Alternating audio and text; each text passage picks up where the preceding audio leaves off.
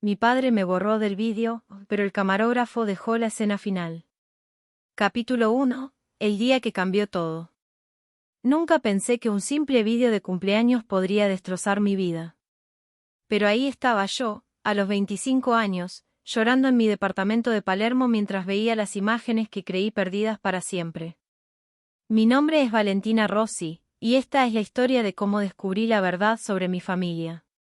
Todo comenzó 3 semanas atrás, cuando mi padre cumplió 60 años. La fiesta fue en la quinta de San Isidro, esa casa enorme donde crecí hasta los 12 años, antes de que todo se viniera abajo. Hacía 5 años que no pisaba ese lugar, 5 años desde que papá y yo tuvimos nuestra última gran pelea. Pero mamá me rogó que fuera, me dijo que era importante para él, que quería reconciliarse. El día del cumpleaños, llegué con el estómago hecho un nudo. La casa estaba llena de gente que no veía hace años, tíos, primos, amigos de la familia, todos actuando como si nada hubiera pasado. Como si yo no hubiera sido prácticamente desterrada de esa familia por defender lo que creía correcto. Mi padre contrató a un camarógrafo profesional, Martín, un tipo joven con cara de buena gente que andaba por toda la casa filmando cada momento. Recuerdo que me llamó la atención lo meticuloso que era, cómo se tomaba el tiempo para capturar no solo los momentos obvios, sino también esas pequeñas interacciones que otros pasarían por alto. La fiesta transcurrió tensa. Papá me saludó con frialdad, mamá intentaba mantener la paz, y yo me refugié en conversaciones superficiales con familiares que claramente no sabían qué decirme. Pero hacia el final de la noche, cuando ya varios invitados se habían ido, pasó algo que me marcó profundamente. Mi padre estaba en el jardín, un poco tomado, hablando con mi tío Roberto sobre negocios. Yo estaba cerca, fingiendo revisar mi celular, cuando escuché mi nombre. Lo que siguió fue devastador. Papá le contaba a mi tío por qué me había cortado los víveres, como él decía. Según él, yo era una desagradecida, que había traicionado a la familia al denunciar las irregularidades en su empresa constructora. Valentina siempre fue problemática, le decía a mi tío mientras yo sentía que se me helaba la sangre. Desde chica, siempre cuestionando todo, metiéndose donde no la llamaban. Cuando trabajó conmigo y se enteró de lo de los permisos, en lugar de cerrar la boca como cualquier hija leal, fue directo a hacer la denuncia anónima. Mi tío Roberto, que siempre había sido como un segundo padre para mí, asintió comprensivo. Hiciste bien en alejarte de ella, Hugo. La familia es lo primero. Sentí que me faltaba el aire. Durante 5 años había dudado de mi decisión, me había preguntado si había hecho lo correcto al denunciar las construcciones ilegales que ponían en riesgo a cientos de familias. Esa noche confirmé que mi padre no solo sabía que había sido yo quien hizo la denuncia, sino que me culpaba por arruinar su negocio. Martín, el camarógrafo, estaba cerca filmando las plantas del jardín cuando esto pasó. Nuestras miradas se cruzaron por un segundo, y juro que vi comprensión en sus ojos. Él había escuchado todo. Capítulo 2. La búsqueda de la verdad. Al día siguiente, no pude sacarme de la cabeza lo que había escuchado. Necesitaba hablar con alguien, pero ¿con quién? Mamá siempre evitaba estos temas, mis hermanos habían elegido el lado de papá hace años, y mis amigas, aunque me apoyan, no entienden realmente la complejidad de la situación familiar. Decidí buscar a Martín en redes sociales. No fue difícil encontrarlo, Martín Aguirre, fotógrafo y camarógrafo freelance, con un perfil lleno de trabajos familiares y eventos sociales. Me armé de valor y le mandé un mensaje privado. Hola Martín, soy Valentina, la hija de Hugo Rossi. Estuviste filmando el cumpleaños de mi padre el sábado pasado. Necesito hablar contigo sobre algo importante. ¿Podríamos encontrarnos? La respuesta llegó más rápido de lo que esperaba. Hola Valentina. Sí, me acuerdo perfectamente de vos. Podemos vernos cuando quieras. Hay algo que creo que deberías saber. Esa frase me erizó la piel. ¿Qué era lo que debería saber? Quedamos en encontrarnos en un café de Villa Crespo, lejos de los lugares donde podríamos cruzarnos con alguien conocido. Martín llegó puntual, con una mochila grande y una expresión seria que me puso nerviosa. Valentina, me dijo después de pedir un cortado, lo que escuchaste anoche no fue lo único que pasó. Hubo una conversación mucho más larga, y mucho más dura. Mi estómago se contrajo. ¿Qué querés decir? Tu padre me pidió que editara el vídeo del cumpleaños. Quería que sacara todas las partes donde aparecías vos. Todas. Como si no hubieras estado ahí. La noticia me golpeó como un puñetazo. Una cosa era el conflicto familiar, otra muy distinta era ser literalmente borrada de la historia. Pero hay algo más, continuó Martín. Después de que te fuiste, tu padre siguió hablando. Y no solo de vos. Habló de cosas que, bueno, que creo que deberías saber.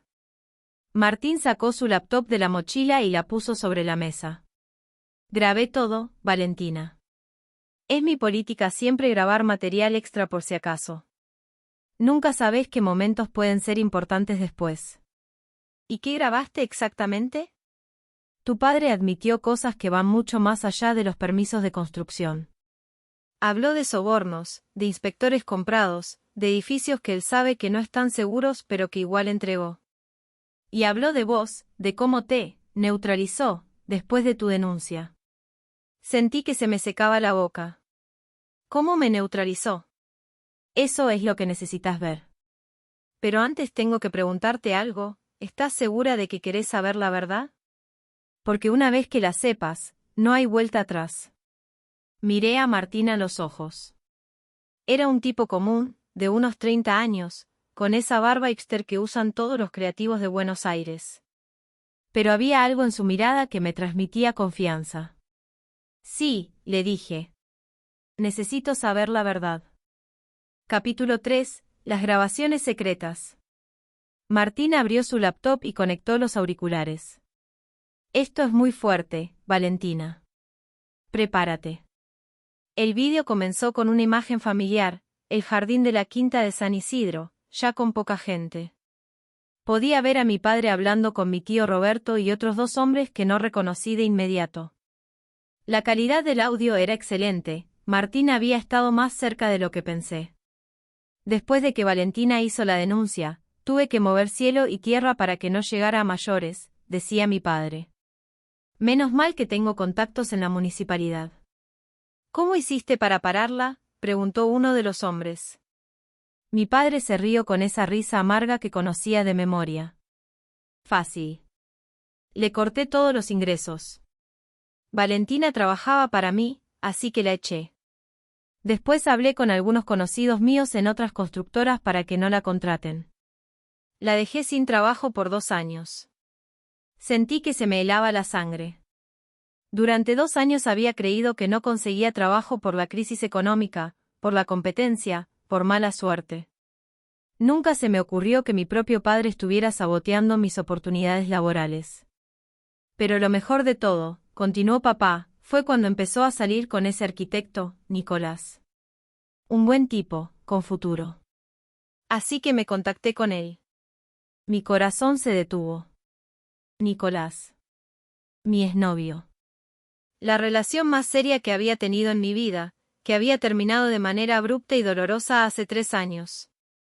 Le expliqué la situación, seguía diciendo mi padre.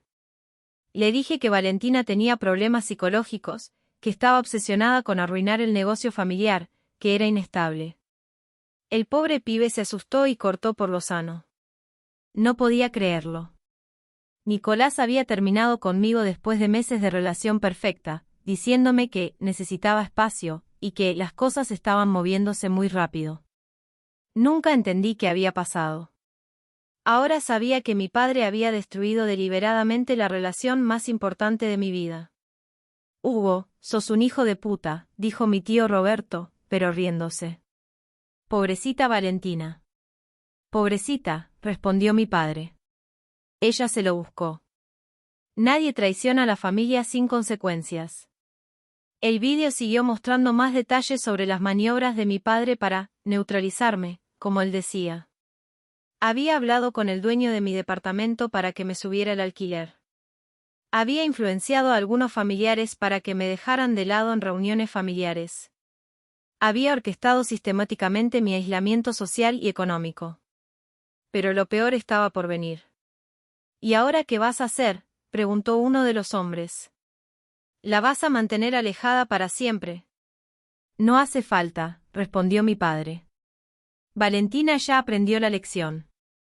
Mírala cómo está, sola, sin trabajo estable, sin novio, sin apoyo familiar. Está quebrada. Ya no es una amenaza. Paré el vídeo. No podía seguir. Martín me alcanzó servilletas porque no me había dado cuenta de que estaba llorando. Hay más, me dijo suavemente. Pero podemos parar acá si querés. No, le dije, limpiándome las lágrimas. Necesito verlo todo. Capítulo 4. La conspiración familiar. Martín reinició el vídeo. Lo que vi a continuación fue aún más devastador que lo anterior. El problema es que Valentina no es tonta, decía mi padre. Tarde o temprano va a intentar reconstruir su vida. Y cuando lo haga, puede volver a ser un problema. ¿Qué estás pensando?, preguntó mi tío Roberto. Estoy pensando que tal vez es hora de que sepa la verdad sobre su madre. Mi estómago se contrajo. ¿Qué verdad sobre mi madre? Hugo, no, dijo mi tío. Eso es ir demasiado lejos. En serio, respondió mi padre. Valentina destruyó 5 años de mi vida con esa denuncia. Tuve que pagar sobornos, mover contactos, gastar una fortuna en abogados. Todo porque mi propia hija decidió ser una heroína. Pero Liliana no tiene nada que ver con esto, insistió mi tío. Liliana tiene todo que ver, replicó mi padre. Valentina siempre fue la preferida de su madre. Si no hubiera sido por la influencia de Liliana, Valentina nunca hubiera sido tan principista, punto. No entendía de qué estaban hablando. Mi madre había muerto en un accidente de tránsito cuando yo tenía 15 años. Fue el momento más duro de mi vida, y la razón por la que papá y yo nos habíamos unido más durante un tiempo. ¿Qué verdad sobre mi madre?, susurré, aunque sabía que nadie en el vídeo podía escucharme. Como si hubiera leído mi mente, mi padre siguió hablando. Valentina cree que su madre murió en un accidente. Pero vos sabés que no fue así, Roberto. Vos estabas ahí cuando encontramos las cartas. Hugo, basta, dijo mi tío. Eso fue hace 10 años. Déjalo estar. Dejar estar, mi padre subió la voz. Liliana me estaba por dejar, Roberto. Había estado teniendo una aventura por meses. Esa noche que murió, no iba a ver a su hermana como le dijo a Valentina. Iba a encontrarse con él. El mundo se me vino abajo. Mi madre, mi heroína, la mujer que yo recordaba como perfecta, había estado teniendo una aventura. La noche del accidente, continuó mi padre, Liliana y yo tuvimos una pelea terrible. Yo había encontrado las cartas de amor que él le escribía. Ella me confesó todo, me dijo que me iba a dejar, que se iba a ir con él. Salió furiosa de casa, manejando como loca. Y se estrelló contra el camión, murmuró mi tío. Se estrelló porque estaba desesperada por llegar a encontrarse con su amante, corrigió mi padre. Murió por su traición, no por un accidente fortuito. Sentí que me mareaba. Todo lo que creía sobre mi madre, sobre mi familia, sobre mi vida, era una mentira. ¿Por qué nunca se lo dijiste a Valentina?, preguntó uno de los hombres. Porque era una nena, respondió mi padre. Y porque necesitaba que siguiera respetando la memoria de su madre. Pero ahora que es adulta, y que demostró que no tiene lealtad familiar, tal vez es hora de que sepa quién era realmente Liliana. Paré el vídeo otra vez. Estaba temblando. ¿Estás bien?, me preguntó Martín. No, le dije honestamente. No estoy bien. Nada está bien. Capítulo 5. El plan de venganza. Pasé 3 días sin poder salir de mi departamento. 3 días dándole vueltas a todo lo que había escuchado. Mi padre no solo había saboteado mi vida profesional y personal, sino que había guardado durante 10 años un secreto que podía destruir por completo la imagen que tenía de mi madre. Martín me llamó varias veces, pero no le contesté. Necesitaba tiempo para procesar todo. Pero el jueves por la noche, Cuando estaba en mi cama sin poder dormir, me di cuenta de algo: mi padre me había subestimado. Él creía que yo estaba quebrada, que ya no era una amenaza. Pero se equivocaba. Durante estos 5 años de ostracismo familiar, había aprendido a valerme por mí misma. Había construido una nueva vida, con nuevos amigos, nuevos proyectos. Ya no era la nena asustada que dependía de su aprobación. Y ahora tenía algo que él no sabía que existía: pruebas de todo lo que había hecho. Le mandé un mensaje a Martín: necesito verte. Tengo una propuesta. Nos encontramos el viernes por la noche en el mismo café de Villa Crespo. Martín llegó con cara de preocupación. Valentina, estuve pensando en todo esto, me dijo. Tal vez fue un error mostrarte esas grabaciones. No quiero ser responsable de destruir tu familia. Mi familia ya está destruida, le dije. Mi padre se encargó de eso hace mucho tiempo. Le expliqué mi plan. Quería que me pasara todas las grabaciones del cumpleaños. No solo las que ya había visto, sino todo el material que había filmado. Y quería que me ayudara a crear un vídeo que mostrara la verdadera cara de Hugo Rossi. ¿Qué vas a hacer con eso?, me preguntó. Voy a hacer lo que tendría que haber hecho hace 5 años, le dije. Voy a exponer públicamente lo que es mi padre. Martín se quedó callado un momento, pensando. Valentina, entiendo que estés furiosa. Pero esto puede traer consecuencias muy graves. Tu padre es un empresario conocido, tiene contactos, poder. Si haces esto, va a haber guerra. Ya hay guerra, le dije. La diferencia es que hasta ahora yo no sabía que estaba peleando. ¿Y qué pasa con tu madre? ¿Vas a exponer también lo de su aventura? Esa pregunta me dolió. La verdad sobre mi madre era un secreto que me quemaba por dentro. Pero después de pensarlo mucho, había llegado a una conclusión. No, le dije. Lo de mi madre es algo privado. Ella ya no puede defenderse. Pero lo que mi padre hizo conmigo, eso sí lo voy a exponer. Martín asintió lentamente. Está bien. Te voy a ayudar. Pero tenés que estar segura de esto, Valentina. Una vez que apretés el botón de enviar, no hay vuelta atrás. Ya no hay vuelta atrás, le dije. Mi padre se encargó de eso. Capítulo 6. La preparación del contraataque. Martín y yo trabajamos durante 2 semanas en el vídeo. Él me pasó todo el material que había grabado en el cumpleaños, y yo me dediqué a investigar más sobre las actividades de mi padre. Lo que descubrí fue peor de lo que imaginaba. La denuncia anónima que había hecho 5 años atrás había sido efectivamente neutralizada, pero los problemas de construcción seguían existiendo. Había edificios entregados con serias deficiencias estructurales, obras que no cumplían con las normativas de seguridad, inspectores que claramente habían sido comprados. También investigué sobre Nicolás, mi exnovio. Lo encontré en LinkedIn y me armé de valor para contactarlo. La conversación que tuvimos fue reveladora. Valentina, me dijo cuando nos encontramos en un bar de San Telmo, tengo que confesarte algo que me viene comiendo la cabeza hace 3 años. Te escucho, le dije, aunque ya sabía más o menos lo que me iba a decir. Tu padre me buscó cuando estábamos saliendo.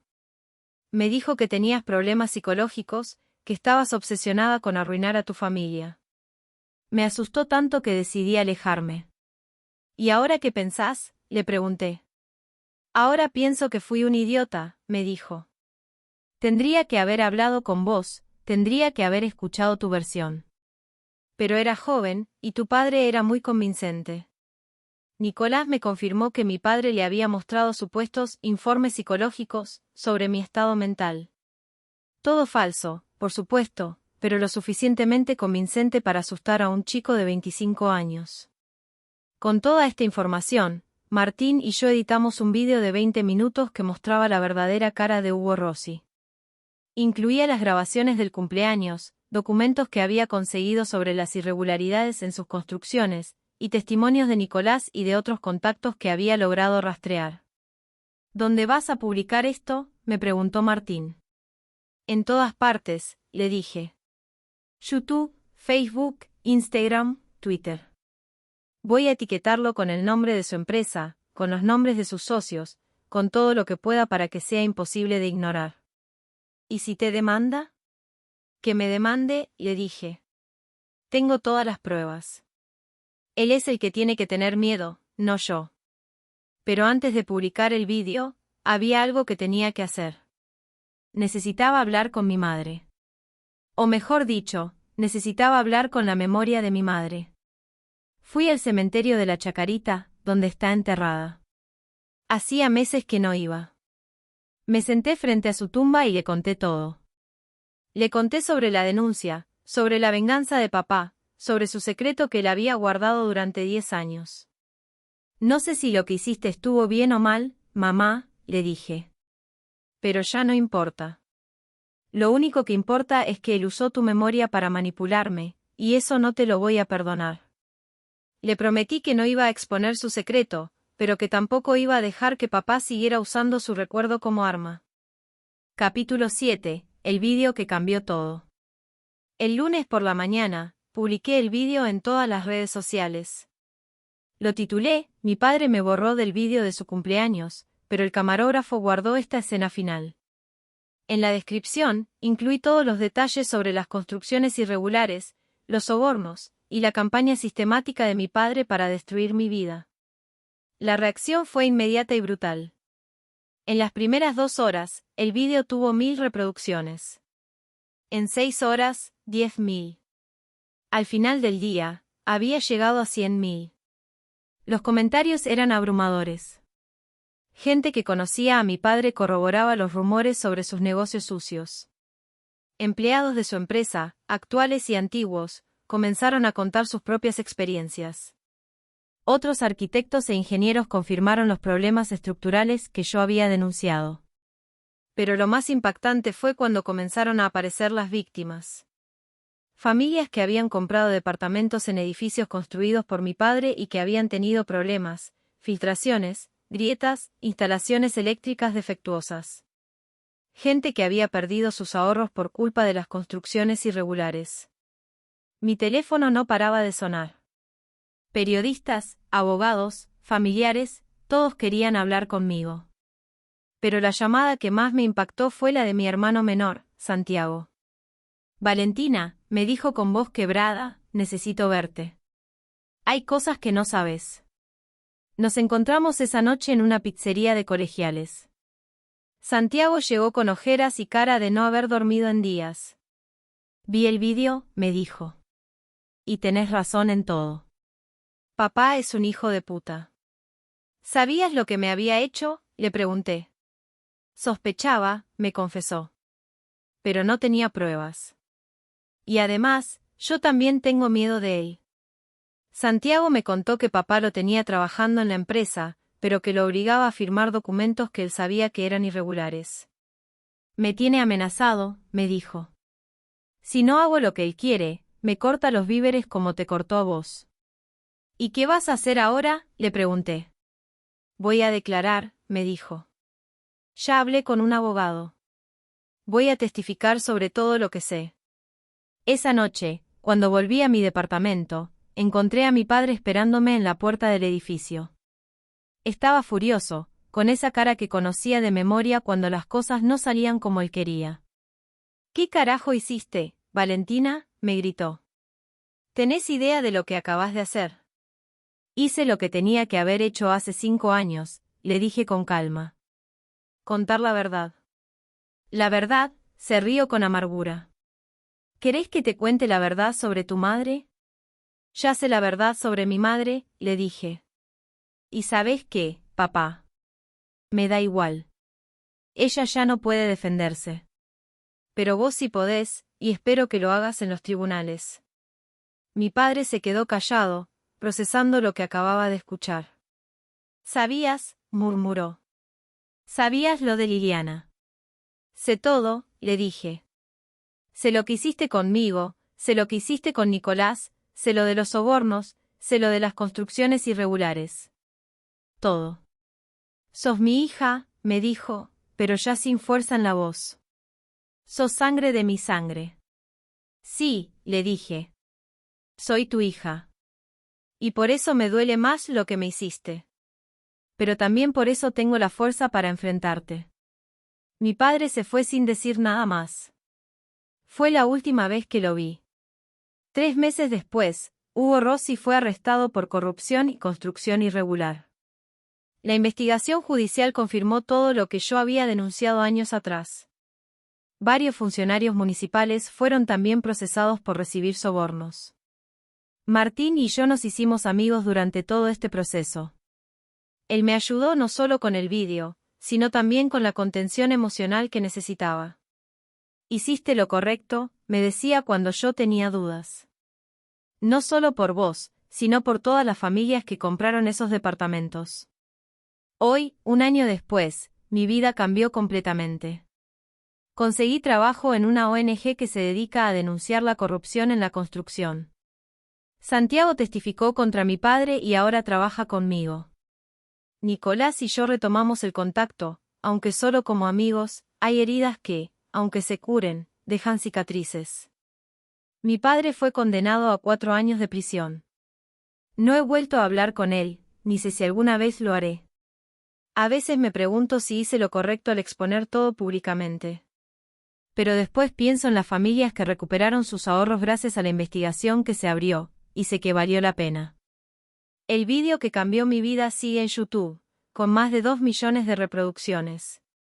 En los comentarios, hay cientos de personas que me agradecen por haber tenido el coraje de hablar. Pero también hay otros que me critican por traicionar a mi padre. No importa. Aprendí que la lealtad familiar no puede estar por encima de la verdad y la justicia. Mi padre me enseñó eso sin darse cuenta. Cuando traicionó mi confianza, me liberó para hacer lo que tenía que hacer. A veces pienso en mi madre, en sus secretos, en sus errores. Pero también pienso en que ella me enseñó a tener principios, a defender lo que está bien. Y al final, fueron esos principios los que me salvaron. La verdad siempre encuentra la manera de salir a la luz. Y cuando lo hace, libera a todos los que habían sido silenciados.